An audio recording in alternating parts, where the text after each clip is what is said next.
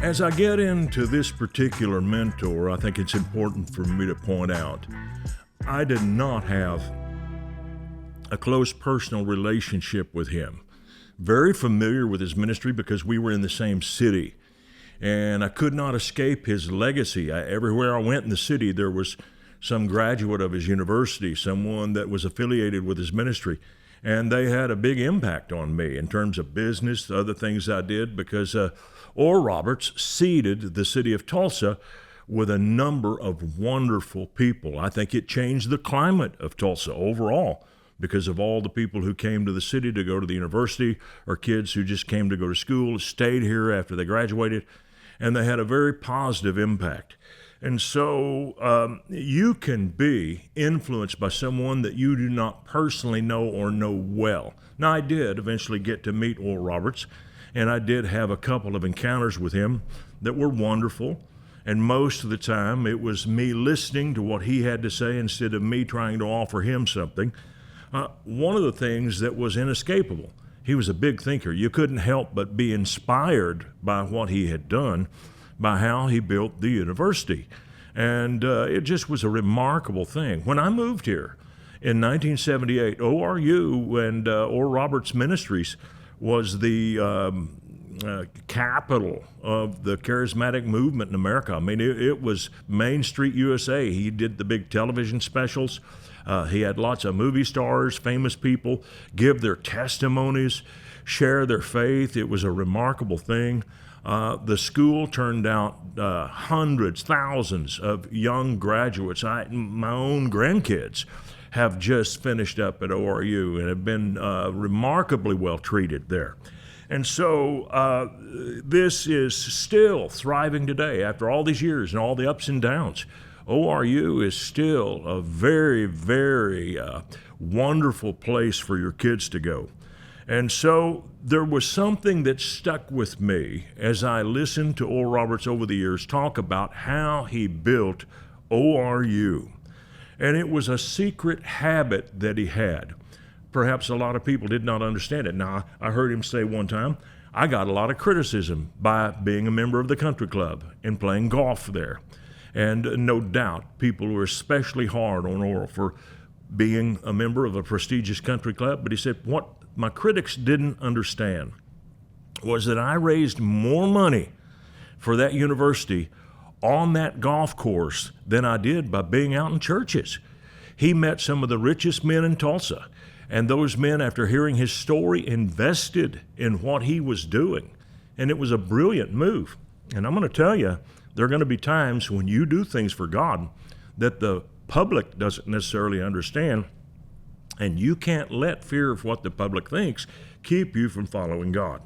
Now, he said this, and I never forgot it, and I followed it for my ministry. He said, I built ORU by praying in tongues and interpreting my prayers. Now, why would that work? 1 Corinthians 14:2 says, He that speaks in an unknown tongue speaks not unto men, but unto God, for no man understands him. Howbeit, in the Spirit he speaks mysteries. He speaks divine secrets. The Old Testament companion verse here is Jeremiah 33:3, which says, Call unto me, and I will answer thee, and I will show thee great and mighty things, or great and hidden things, which you know not.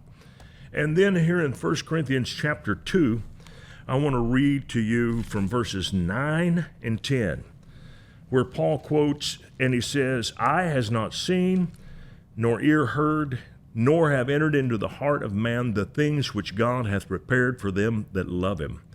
But God has revealed them unto us by his Spirit, for the Spirit searches all things, yea, the deep things of God.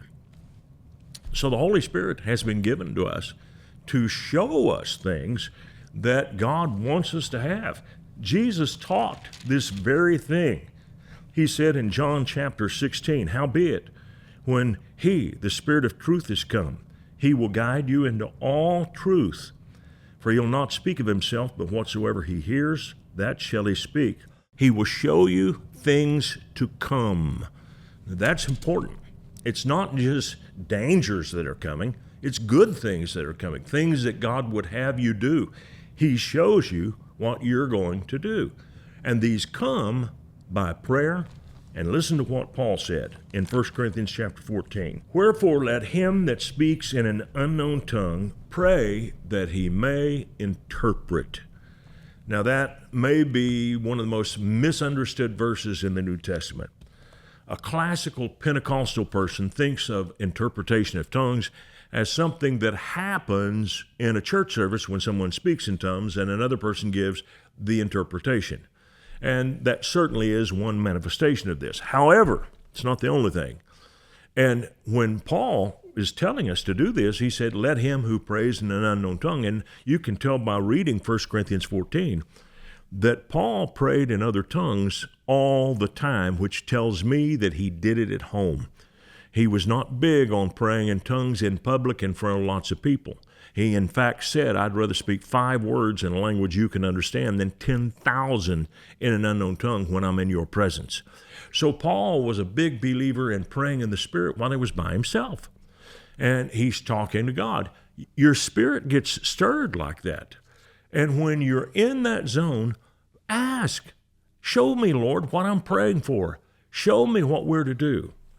I was preparing to do 21 episodes of the Gospel Bill Show in a 1-week period with Dr. Lester Summerall's TV studio in South Bend, Indiana.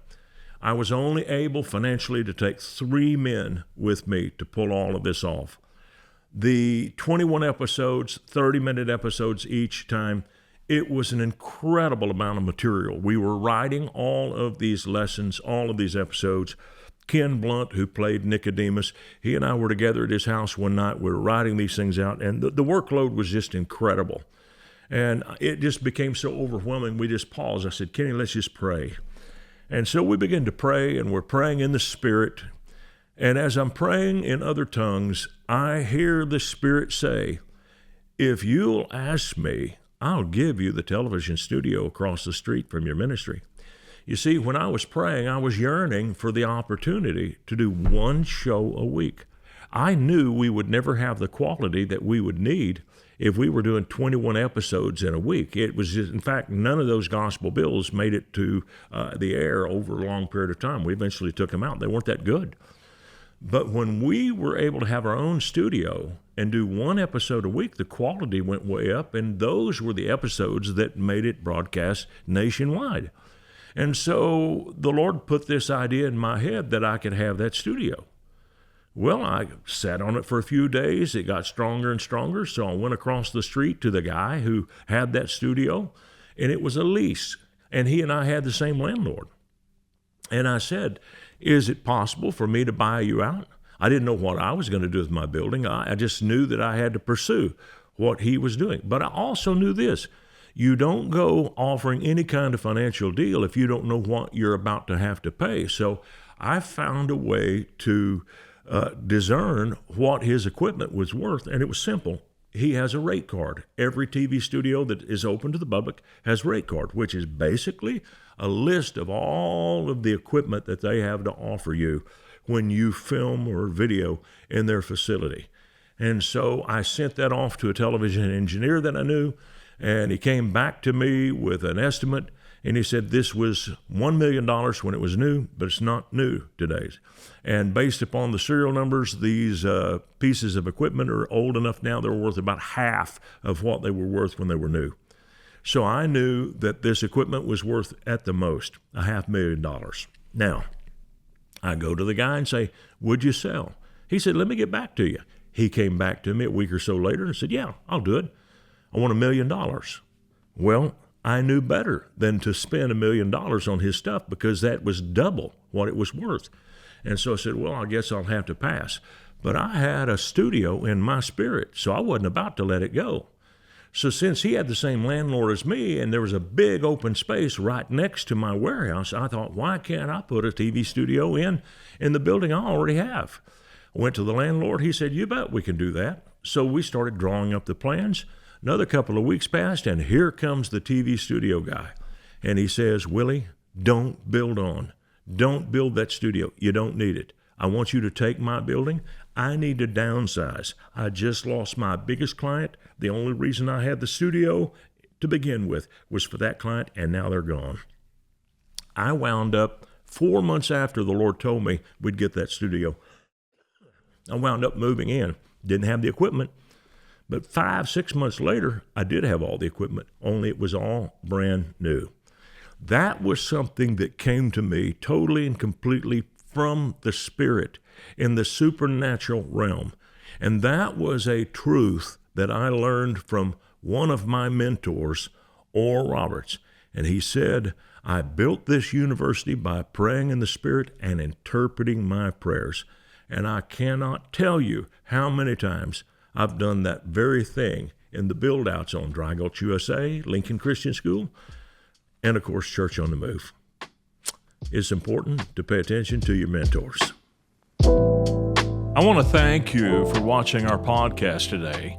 And if you really liked it, would you please give us a little thumbs up by clicking on that sign down below? And then I would encourage you to subscribe to our channel so you don't miss any of our future podcasts, because they're all going to be good. And if you would like to support us financially, either with a one-time gift or recurring gift, you can do that by clicking on the link below or going to myfaithroots.com. Thank you so much for watching this program.